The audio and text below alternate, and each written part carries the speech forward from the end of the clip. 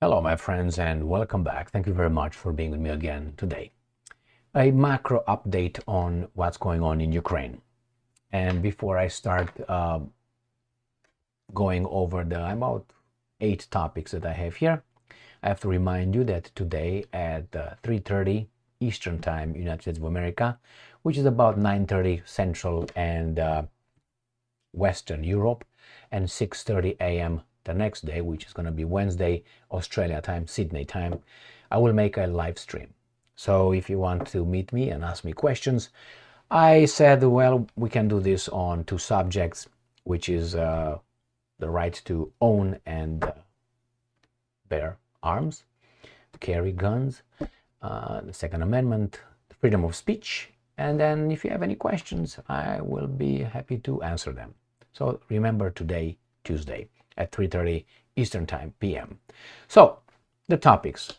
The Russian forces eradicate, according to the Russians, Ukrainian airfields and weapon depots.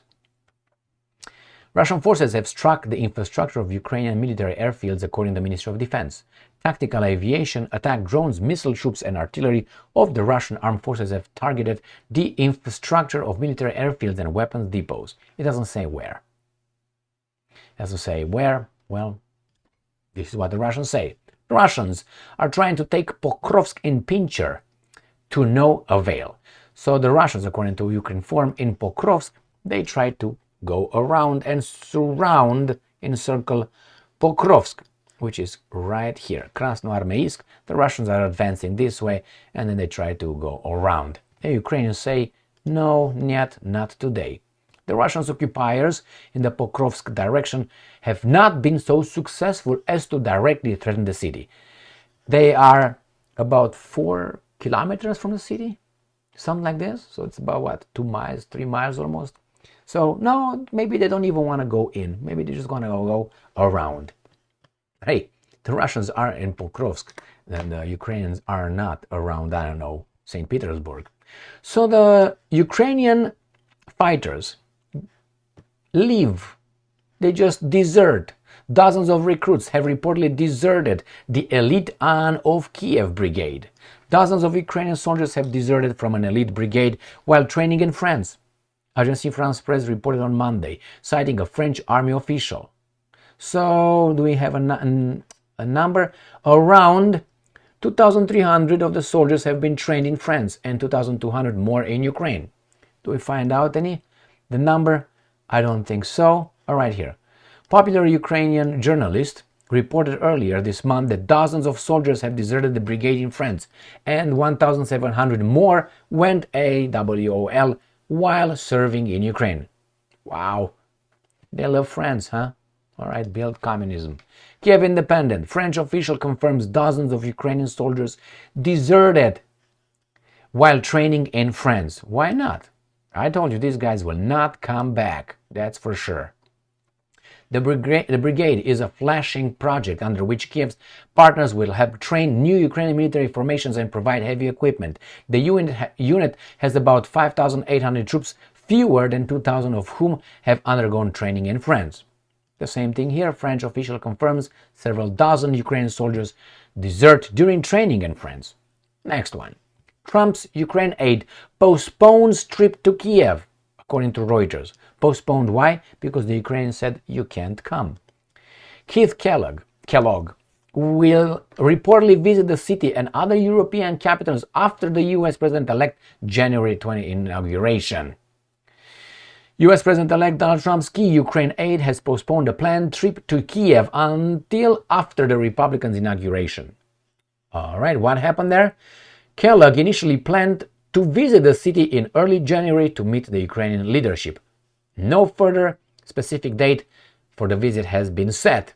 What happened? Let's find out. Why Trump's envoy postponed Ukraine visit until after January 20th. The expert tells us probably there's just some little formal one, a little, formalities. Well, he doesn't know. That's the point. All right. Kiev confirms pushback on Trump's Ukraine envoy visit. Doesn't sound like a formality to you? And this is the article that I got it initially, right here, from New Voice of Ukraine. Trump's Ukraine envoy visit to Kiev on hold. So Kiev confirmed pushback. Ukraine Foreign Minister, let me show you, confirmed the postponement of US President-elect Donald Trump's special envoy visit to Kiev during his press briefing. I am confident that this meeting will take place in due time, and we are in contact to quickly determine the time frame for holding this meeting and filling it with national interests. All right, next one. Russia occupies settlements in Donetsk and Kharkiv oblast, according to the deep state. All right, this guy said the Russian forces have occupied the village of Lozova in the Izum district of Kharkiv Oblast, as well as Ivanivka and Shevchenko settlements in Donetsk Oblast. So Kiev and Kharkiv and Donetsk. And they talk about Toretsk, which is right here in this area. So this is the map of Ukraine. And you have Kharkiv, Kharkov area, so they must have gone this way. Another pinching move around Kupiansk this time. So there, the Russians are advancing. And the other one is by Pokrovsk and Toretsk. Toretsk is right here in this area. So they're advancing here and in Pokrovsk. All right, let's see, where did we go here? Okay, what do we have here? The bottom, I know it's some more information. So, an advance in Toretsk. So, not only that, the line of contact in Toretsk and near Berdin, Kursk Oblast, Russia, is being confirmed. All right, so Toretsk, as I said, is right in this area here, south of Chasov Yar and east of Pokrovsk.